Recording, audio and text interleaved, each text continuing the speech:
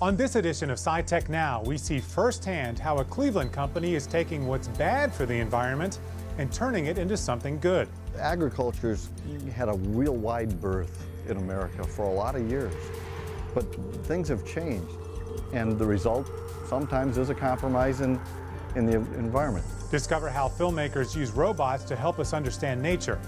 PBS NewsHour weekend anchor and SciTech Now contributor Hari Srinivasan speaks with a NASA scientist who's figuring out how we can use trash to help us get to Mars. So really what we're doing is we're recycling, but at the atomic level. We want to take the carbon and the hydrogen and the oxygen that's in the waste and convert it into something that's useful that we can use during these long-duration space flights. And we'll head to a museum that's taking what students learn on Earth and inspiring them to shoot for the stars. Coming up next on SciTech Now.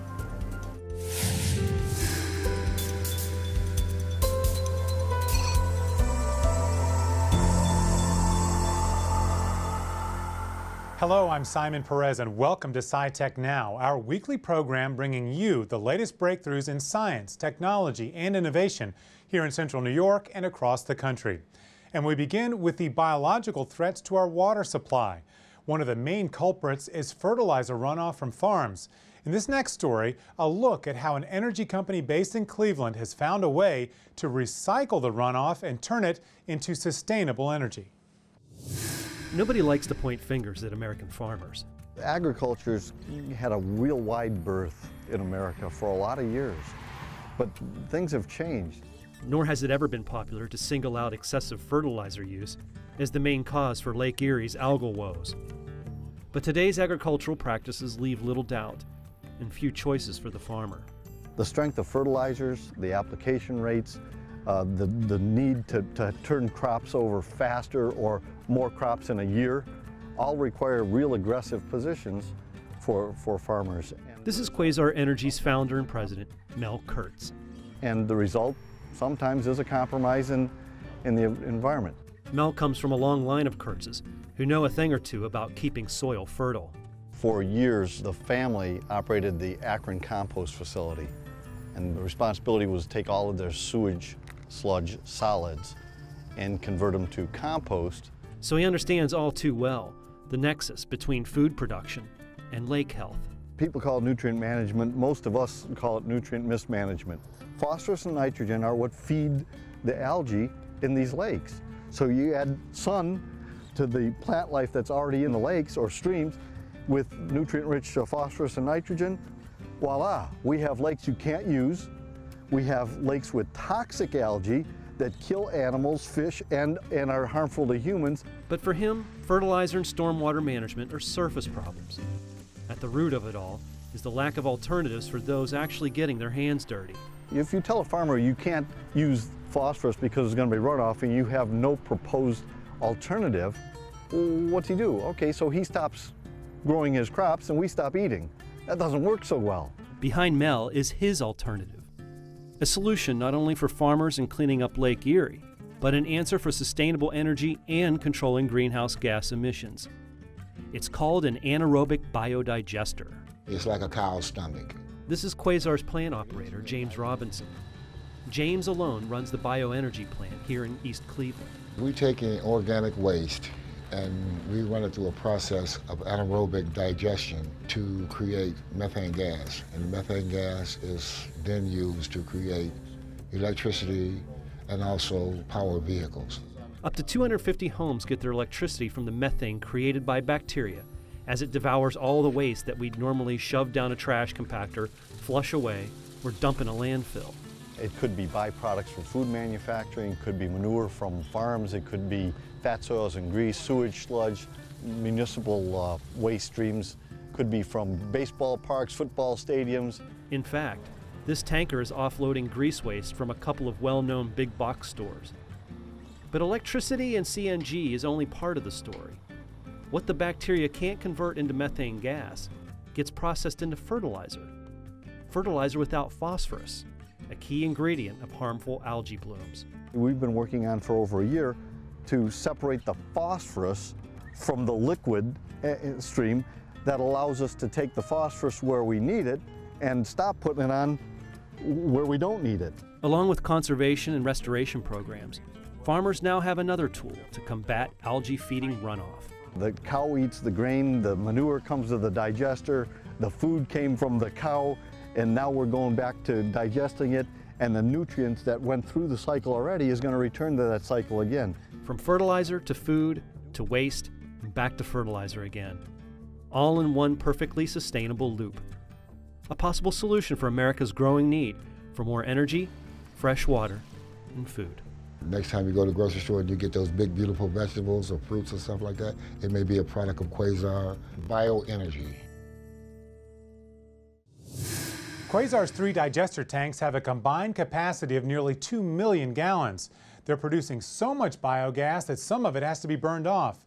Eventually, Quasar hopes to concentrate the methane and sell it as car fuel. Who isn't a fan of the PBS show Nature? In order to get those great close-up shots of animals in their natural habitat, the filmmakers go to great lengths to blend into the environment. SciTech Now contributor Rafael Roman sat down with the executive producer of Nature to talk about the technology used to capture images of penguins in the Antarctic tundra.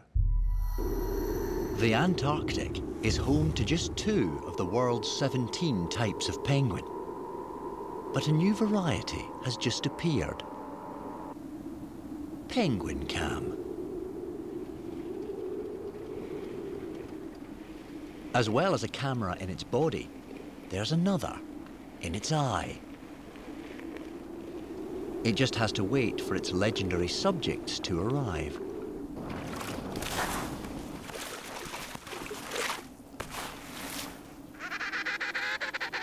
They are emperors, the world's tallest and most regal penguin, standing over 3 feet high.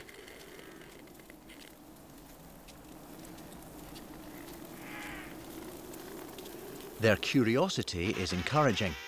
They must accept Emperor Cam if it is to film their lives up close for nearly a year.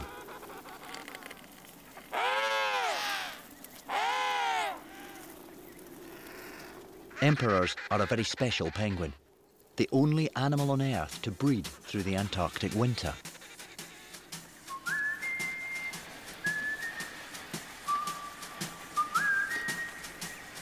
As the long journey to their breeding grounds begins, the penguins accept Emperor Cam as one of their own.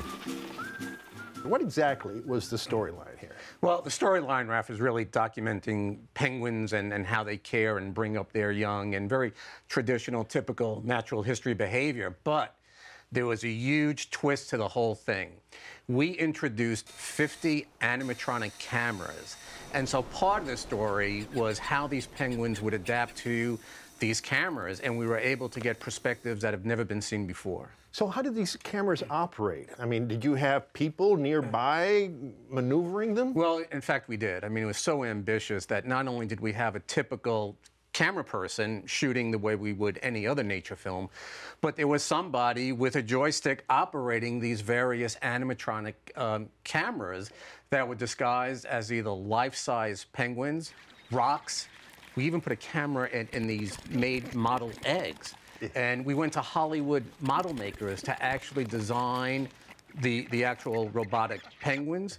We went to people who would know how to paint them and make them look exactly like a penguin. And then we went to technical people to work out how to put the cameras in these actual, models. So did these cameras really fool the real penguins? Well, who knows if they really fooled them. I think in some cases, yes. I think in some cases, they just got so used to these things being in their colonies, and they realized that they weren't harmful to them, they weren't predators, and I think they just got used to them. But there were some incidents in the series that were hilarious. And I think they really did fool them, because in one scene, one penguin tries to put the moves on the camera. Tell us about that. Well, it's a real classic scene. It's mating season, and a male is looking around for his mate, and he simply can't find her. And he approaches our penguin cam and starts you know, flirting with it. And at the same time, the female is coming back from the ocean and making her way to the colony.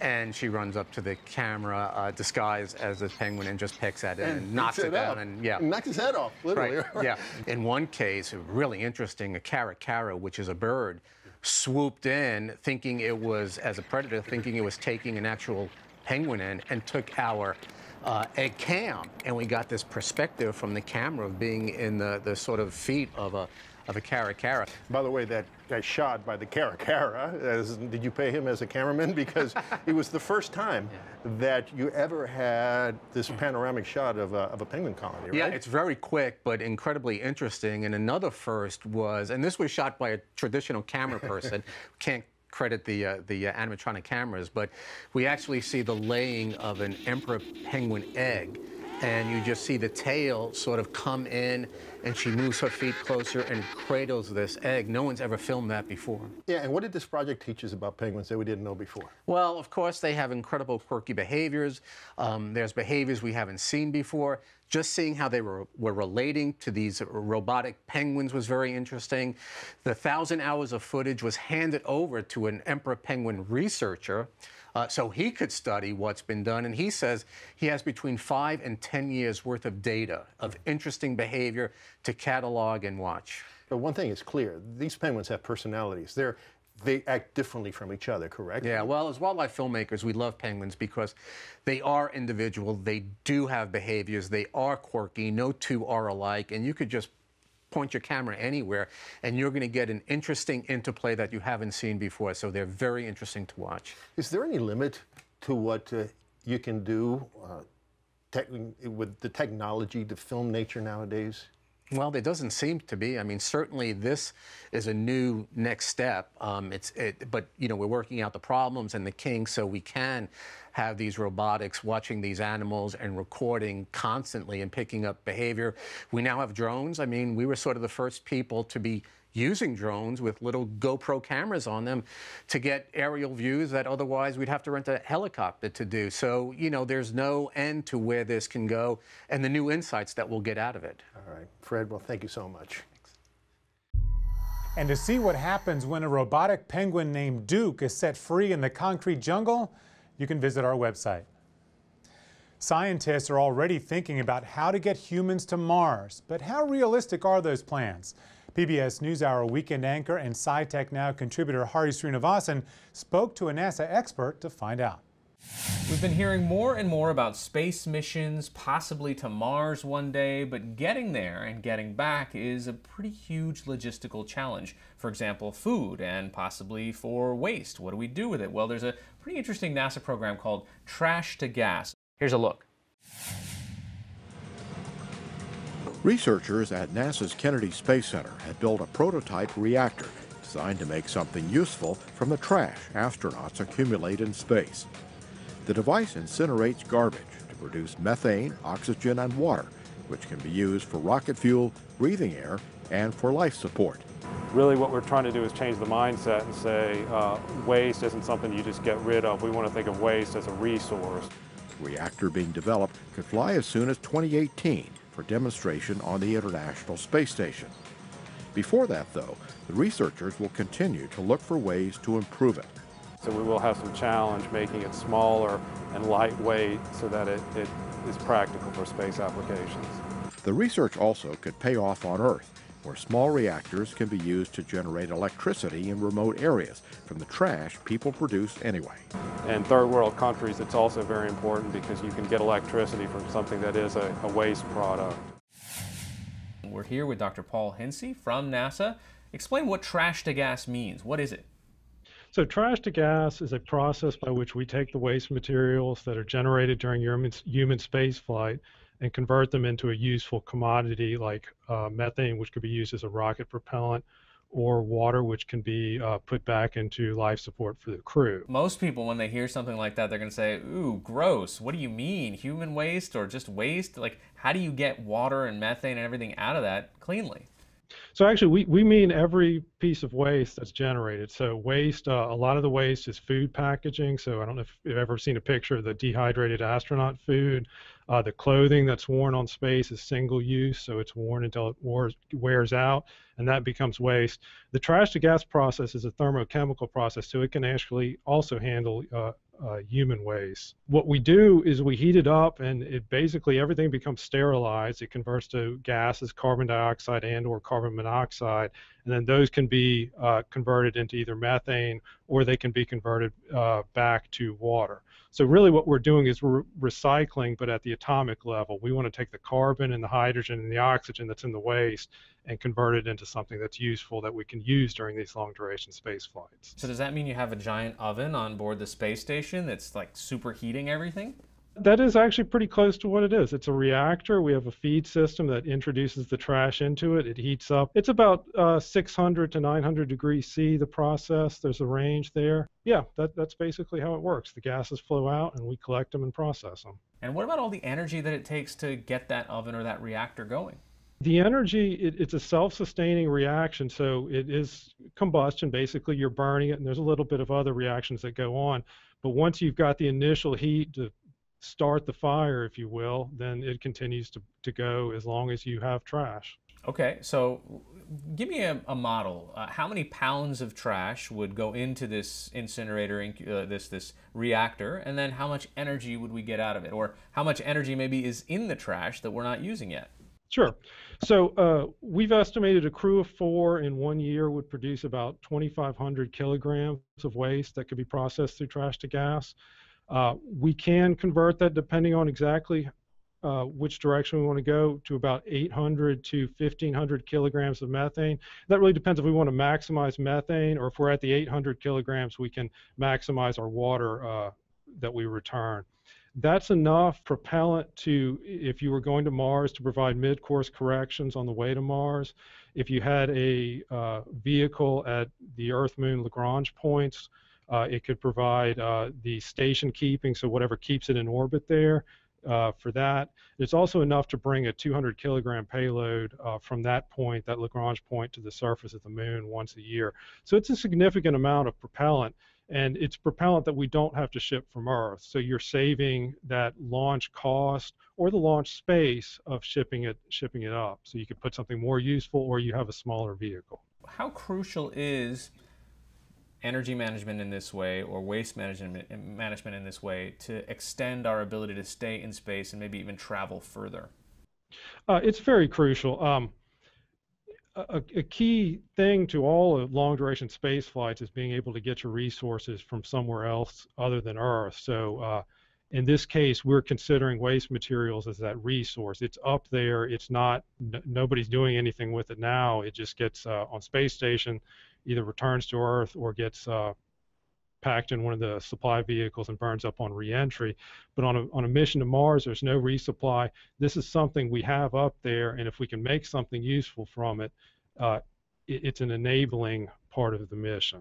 So when you said burns up on re-entry, what happens to trash in space? If I'm an astronaut, I go through all my ready-to-eat meals, or all the things that might create waste, as you outlined before. What happens to trash after they're done with it? So it gets packed into one of the cargo vessels. So we have the SpaceX Dragon, the Russian vessel, and Orbital has a vessel now as well. The Dragon comes back to Earth, so it does get returned. The others, it just gets packed in there, and then whenever they're ready to ship it off, it gets full, it gets shipped off, and then it burns up on re-entry like a meteorite. And if trash to gas was to be implemented, how soon could we see a technology like this being used in space? So right now, we've advanced a pretty good technology level here on Earth.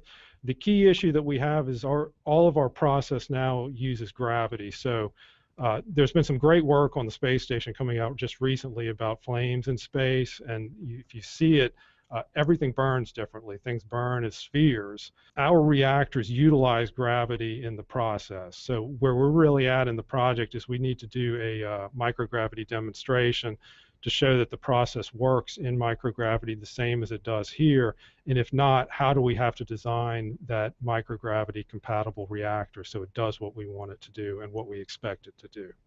And that's going to take how many years? 3 to 4 years to do that test, and then once that's done, we would be able to be in the design phase for the full-scale system. Okay, Dr. Paul Hintze joining us from NASA. Thanks so much. All right, thank you. To get a good idea of just how far away Mars is from Earth, click on the link we've posted to our website. It'll really put things in perspective for you. For most kids, a trip to the local science museum means seeing math and science and technology brought to life. Up next, we visit an aerospace museum that's making sure kids are reaching for the stars as they learn.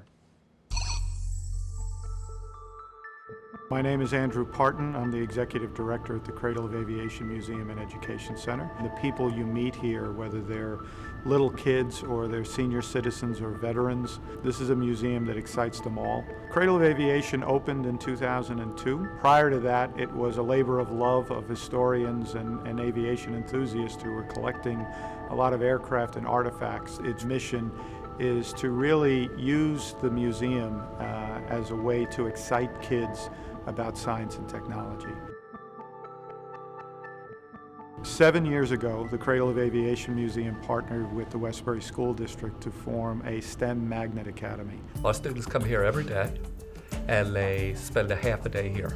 They take their science, math, and technology courses here. The Westbury students really are the foundation of why we're so great at what we do. You know, it's a testament to how good education can be in an informal atmosphere. They're learning theory in a physical classroom space here at the museum, but then they're going into the museum, exploring the exhibits and artifacts. It's really nice to see them engaged in a way that they can create something and understand the science behind it. So in a classroom where you might just be lectured to by a teacher, or they might get a little dry reading out of a textbook, we get to apply the same concepts but have them walk away with something that they can hold. I was part of the first class for the Cradle of Aviation Magnet Academy. Through it, I got to learn a lot about how science and technology, engineering, arts, and mathematics all connect to each other. And it wasn't until I got to this program, I took a robotics class, I learned that I love programming, and that's why I'm studying computer science at Columbia right now. He's really been taking on a whole new world for STEM for us. The fact that he was able to take some of that robotics programming that he learned while he was here and correlate into a computer science career for himself is a really nice correlation to see between the two of us. We have what's called STEM partnerships, and that's where we work closely with the school district to have multiple visits of classes here at the museum, and then we go out to the school in an outreach effort to kind of integrate the museum's science and technology programs into their curriculum. We have a number of contests, all tied in with science and technology, and a lot of them are mostly engineering based. We are the regional site for the Rube Goldberg engineering competition. The imagination and the creativity they have to put into these things is pretty amazing to see. For the elementary schools, we have an egg drop. Kids have to drop their eggs safely landed on the ground in a contraption that they built. My favorite program that I think we've been running is KidWind. The kids have to build a wind turbine at school, and they work with their teachers and their classmates to create it. Sometimes math and science courses can be really boring, but here it's a little bit more exciting. Our students benefit very much by the fact that they have such exposure to so many things when they come here. We've had probably about 120 students graduate now from high school since we've started the program, and all of them are in college, and most of them are majoring in the STEM areas. The first flight was in 1903.